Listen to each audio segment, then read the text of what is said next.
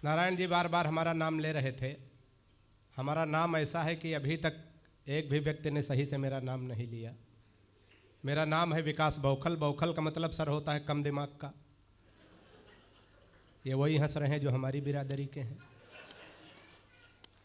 हमारी कविता में आपको दिमाग बिल्कुल नहीं लगाना है, क्योंकि हमारे खुदे इतना दिमाग नहीं सर कि हम कविता में लगाएं।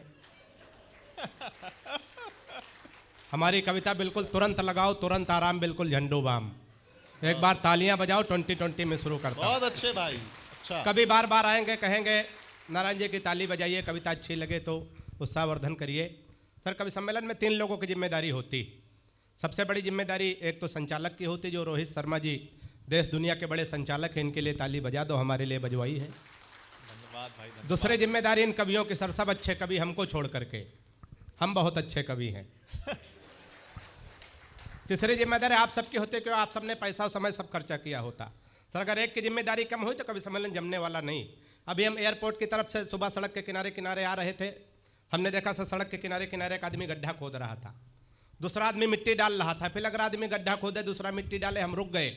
हमने कहा भाई साहब कौन सा कार्यक्रम चल रहा? एक आदमी गड्ढा खोद रहा, दूसरा मिट्टी डाल रहा, मतलब कोई नहीं। उसने कहा तुम बौखल नहीं समझोगे, ये वन विभाग की तरफ से वृक्षारोपण का कार्यक्रम चल रहा।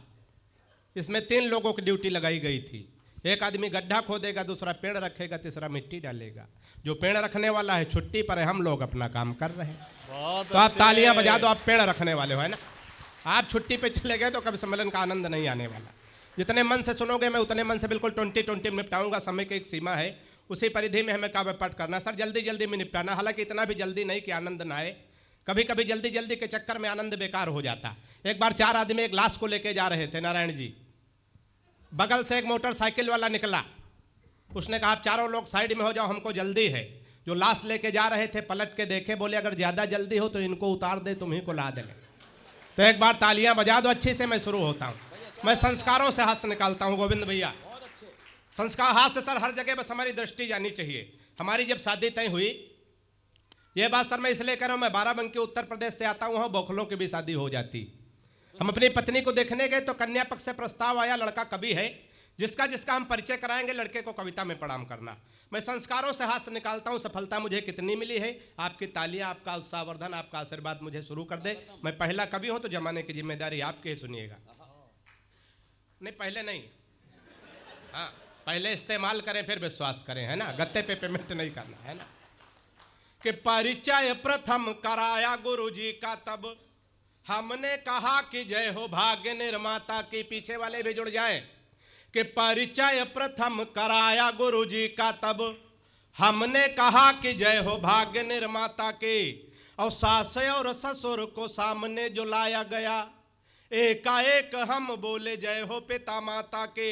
सास और ससुर को सामने जो लाया गया, एकाएक हम बोले जय हो पिता माता के। कि परिचय तीसरा कराया जब साले का, तो हमने कहा कि जय हो पत्नी के भ्राता की। चौथी पंक्ति में बात पहुंच जाए तो पूरा सदन दोनों हाथ उठा के तालियों का महोत्सव का आनंद लेना। कि परिचय तीसरा कराया जब साले का, तो हमने कहा कि जय हो पत्नी के भ्राता की। और बिटिया दिखा के बोले गऊ जैसी बेटी मेरी, हमने कहा कि जय बोलो गऊ माता के। बहुत अच्छे, बहुत मस्ती में, बड़े आनंद में आप लोग हैं। 4 पंक्तियां और सुनिएगा। हम लोग विसंगतियों से सर हाथ से निकालते हैं। अगर हम किसी मरीज को भी देखने जाएं तो सकारात्मक दृष्टि लेके जाएं, उसको हंसाने की कोशिश करें, ना कहे मुंह लटका के बैठे। नारायण जी हमारे बहुत अच्छे मित्र हैं। अभी उत्तर प्रदेश में प्रयाग में कुंभ का मेला लगा था। एक दिन इनका कॉल आया कि चलिए बौखल भाई कुंभ नहा के आते हैं। हम चले गए दोनों भाई। भीड़ बहुत थी सर, हमारी जेब कट गई वहाँ। जेब कट गई। हमने कहा नारायण जी पैसे तो खर्च हो गए, जेब कट गई, अब बचा नहीं, घर कैसे चले। इन्होंने एक बहुत बढ़िया उपाय बताया। उपाय अच्छा लगे तो इनके सम्मान में तालियां उठाना। नारायण जी ने कहा विकास भाई सामने नदी दिख रही? हमने कहा हाँ सर दिख रही। बोले इसमें तुम कूद जाओ। हमने कहा फायदा क्या होगा? बोले तुम कूदो, इसमें डूबने का नाटक करो। हमने कहा फायदा? बोले बगल में एक बोर्ड लगा है जिसमें लिखा है जो डूबने वाले को बचाएगा उसको 2000 रुपये मिलेंगे। हमने इनकी सलाह मान ली सर, पानी में कूद गए। बोले थोड़ा और आगे जाओ सर। हम थोड़ा और आगे बढ़े। बोले और आगे जाओ सर। हम सच में डूबने लगे। हमने कहा नारायण जी हम डूब रहे, बचाओ। बोले नहीं बचाएंगे। अब सोचो जब नारायण कह दे कि नहीं बचाएंगे हमने कहा बचाओ, बोले नहीं बचाएंगे। हमने कहा क्यों नहीं बचाओगे? बोले बगल में एक बोर्ड और लगा है जिस पे लिखा है लाश निकालने वाले को 10,000 रुपए।